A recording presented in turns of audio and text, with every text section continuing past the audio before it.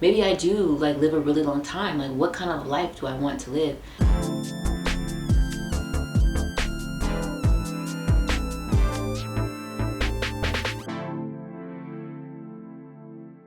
Good morning. Happy Sunday. Thank you for coming back for another week. I was thinking of what I should call these like videos, because like, yeah, they're vlogs, but they're very specific with like one idea or one theme for the week in mind. And a few years ago, my friends and I, it was like peak COVID. We were meeting in secrecy because obviously people weren't supposed to be meeting with other people who are not in their bubble or whatever, but we were together a lot, so I guess like we became a part of our bubble, but we were also like quite going other places and doing other things anyway. So every Sunday we'd have a Soulful Sunday, right? And that was us coming together to like just discuss our dreams, goals, ambitions, things that we wanted to do. Some of the dreams were really big, but then some of them were kind of just smaller things that we had on our mind. I would say, I don't remember what my list was. I have to find my list, but I don't think that I like really met every goal on that list. I know there were some things that I had in mind, but I don't remember.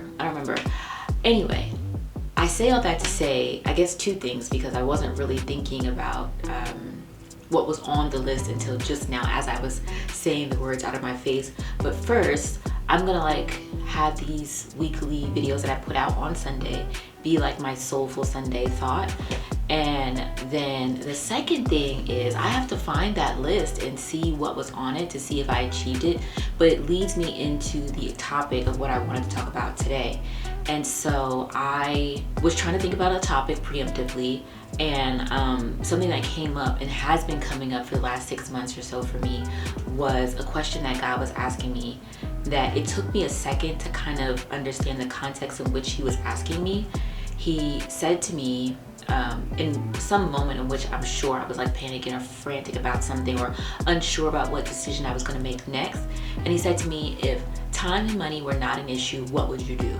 And when I heard that question originally, I thought that meant like, oh, am I gonna come into a lump sum of cash? Like, tell me now so I can get everything together. One day sat with it and really contemplated, like looking at my circumstances that were right in front of me and saying, would I do this? If I had all the money in the world and all the time in the world, would I do X, Y, and Z?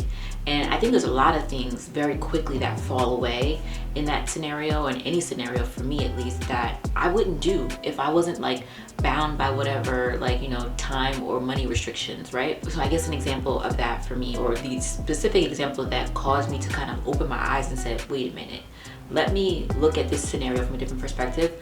I was contemplating if I was going to keep my apartment, right? I had just restarted my lease, right, in April, simply because I was still waiting to hear back from law schools, right? And I was like, okay, well, my daughter still has to go to school until June.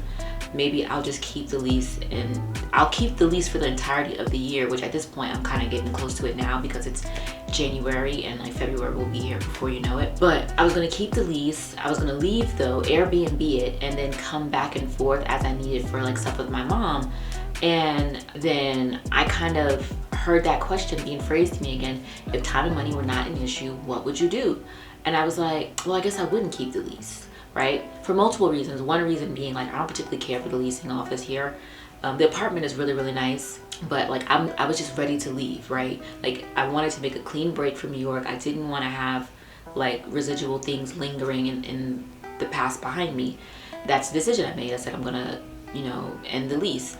But I still lingered. My actions didn't follow up with my decision. And so here I am in January. But like I said, there was stuff that happened with my mom, so I don't want to like get into that again. But you know, everything happens for a reason. However, just taking the time to internalize that question and start to apply it in different ways, shapes, and forms in my life has been super, super helpful.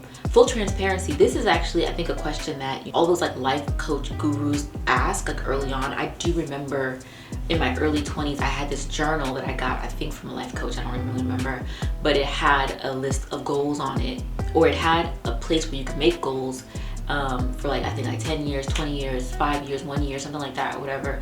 And asking the same question, like, you know, if time and money were not an issue, what would you do? How would you live your life? Or what goals would you write down if you didn't have to worry about time and money?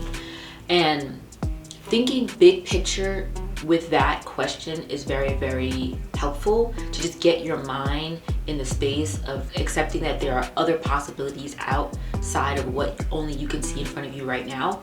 But when you make it like when you apply it to smaller situations in your life and details in your life, it even then still liberates you and opens your mind, right?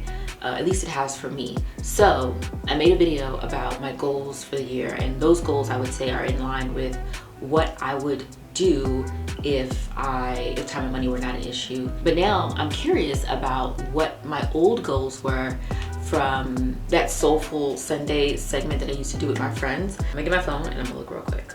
Okay, I found it. So this particular week that we did this like goal setting, we had another person there with us who wasn't typically in like the regular Soulful Sundays that we were doing. I'm gonna look at mine first and say my stuff, and I already know that a lot of my stuff has changed because my mindset has changed considerably, but not that much apparently now that I'm looking at it. Okay, I wanted to buy a house in Long Island, like Freeport or Babylon, more creative things, an office, like somewhere I can have an office in my house. I wanted stability, financial stability, so regular stability and then financial stability. Freedom with my time, set a standard with family, my family, I guess. Build social media presence, personally and professionally. Finish books, write a children's book. Blythe in modeling, my daughter in modeling. And I wanted to do a showcase a few years ago, and I'm not against doing that. Like I still want to do it, but now I have different ideas. And then the last one, it says married by 2022. Girl. I hate that was a goal for me, but whatever. Now I will say this has not changed. However, I have not met these goals, partly because I haven't had eyes on them in forever. Now my goals arguably for this year are very similar, like stability, financial stability, setting a standard for my family. I don't know what that means or what that looks like, but building my social media presence, which is what I'm doing now. I will say this, right? Where I was doing, when I made that goal list, I was in a different space, physically, mentally, emotionally. Like I know, I was still living in my mom's house. I had not yet moved out. And I think maybe, and I don't know, I think maybe a lot of things had to kind of fall away for me to finally feel comfortable to achieve these goals.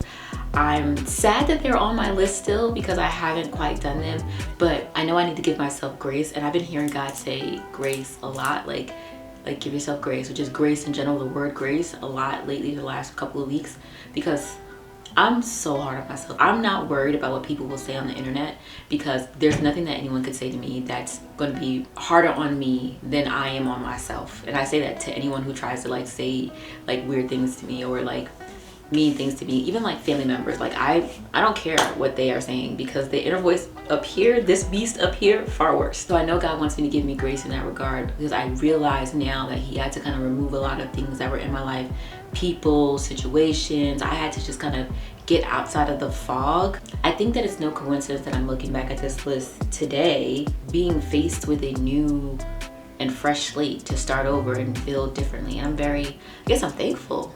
I'm thankful that the dream is still in my heart to keep moving forward and doing these things. Last thing I'm gonna say before I get off of here, because I don't want this video to be too long. I think something else that God had to kind of remove inside of me is this like, everything needs to be done right now. This is quite literally a marathon. It is not a sprint. And I know that sounds very cliche, but there is a version of myself who didn't think I'd live past 18, 25, and all these other years, but here I am at 32, and I'm like, okay. And maybe that's the biggest thing, for real, that God had to get out of my spirit, that maybe I live to 100. Maybe I do like live a really long time. Like, what kind of life do I want to live? I want to build something that is sustainable, not just for me, but for the people connected to me, and that outlives me, and then maybe even outlives the people connected to me. So I guess legacy, that's the biggest thing. But yeah, all right. Thank you guys for watching this video. Thank you for coming back. I am super happy. I would love to hear what you guys have to say, or what are your thoughts on that idea, and I would love to know if perhaps you decide to implement that idea of just, what if time and money were not an issue? What would you do with your life? How would you live? How would you show up? What kind of goals would you have? I'm still working on my website, so bear with me, but I will be putting it in the descriptions once it's completed. I have started making the post for these videos, like the actual blog post, like, so not blog with a V, but blog with a V posts that go along with these videos that I have been doing that, you know, elaborate a little bit more and they're a little bit more thoughtful. Well, thank you for coming back. Like, comment, subscribe, and share. I would truly appreciate it. And all right, I'll talk to you guys soon.